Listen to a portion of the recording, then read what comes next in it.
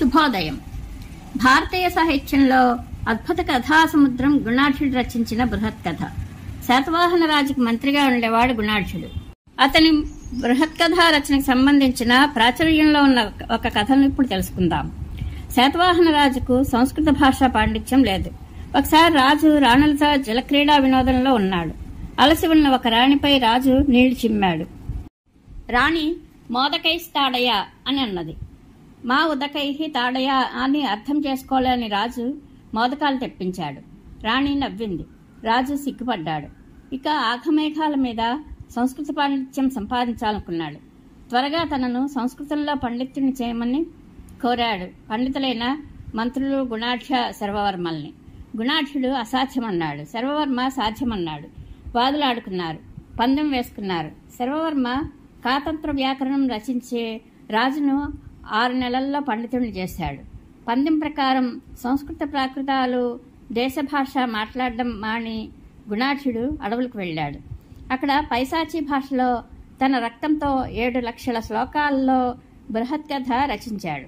శిష్యుడు గ్రంథాన్ని రాజాస్థానానికి తీసుకెళ్లారు. సంస్కృతం మత్తులో ఉన్న రాజు గ్రంథాన్ని ఉపేక్షించాడు. శిష్యుడు అవమానంతో తిరిగి వచ్చారు. ఆగ్రహించిన గుణాఢ్యుడు కావ్యహోమం చేశాడు. పశువులు నిద్రాహారాలు మాని దుఃఖంతో కావ్యశ్రవణం చేశాయి, నీరసించాయి. నీరసమైన పశుమాంసానికి కారణమేమిటో కనుక్కోమన్నాడు రాజు. విషయం తెలిసింది. గుణాఢ్యుడిని ప్రాధేయపడి కావ్యహోమం ఆపించాడు. 6 లక్షల శ్లోకాలు అగ్నిపాలై లక్ష శ్లోకాలు మిగిలాయి. పైశాచి భాషలోని బృహత్ కథ ఇప్పుడు లభించడం లేదు.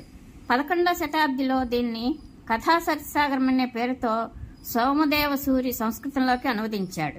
దాదాపు అదే సమయంలో క్షేమేంద్రుడు బృహత్ కథా మంజరి పేరిట అనువాదం చేశాడు. ఈ 2 అనువాదాల రూపంలోనే బృహత్ కథ మనకిప్పుడు లభ్యమవుతోంది. సోమదేవ సూరి బృహత్ కథ ఉన్నదన్నట్లుగా అనువదించాలని చెప్పాడు. గుణాఢ్యునికి సోమదేవ సూరికి నడుమ కూడా బృహత్ కథ మరిన్ని కథలను చేర్చుకుని ఉండవచ్చు. పంచతంత్ర కథలు, బేతాళ పంచవింశతి, దశకుమార్ చరిత్రను పోలిన కథలన్నీ ఇందులోనే ఉన్నాయి. పురాణ కథలు ఉన్నాయి.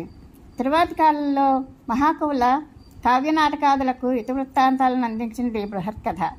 వత్సరాజైన ఉదయనుడు, అతని కుమారుడు నరవాహన దత్తుల అద్భుత గాథ ఇది. ఈ ప్రధాన కథల్లో కథలో కథగా అసంఖ్యాక కథలు అల్లాడు కవి.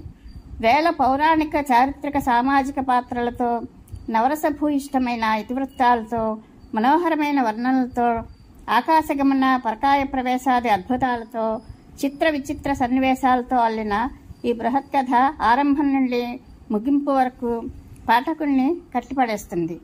అద్భుత కథా ప్రధానాలైన గ్రంథాలన్నీ దీని ముందు, మహాసాగరం ముందు పిల్ల కాలువల్లా కనిపిస్తాయి. అనేక కథాసరిత్తులు వచ్చి చేరి సంపన్నమైన సాగరంగా భావించాడు కాబట్టే సోమదేవ సూరి దీనికి కథాసరిత్సాగరం అన్న అన్వర్థనామకరణం చేశాడు. సంస్కృతంలోని కథాసరిత్సాగరం కథలను మహామహోపాధ్యాయ వేదము వెంకటరాయ శాస్త్రి గారు తెలుగులోకి అనువదించారు. గ్రాంధిక భాషలో అనువాదం చేసినప్పటికీ ఆ అనువాదం సరళముగా ఉండి అందరికీ అనుసరణీయంగానే ఉంటుంది. వీలు వెంబడి కథాసరిత్సాగరం కథలను తెలుసుకుందాము. శుభం భూయాత్.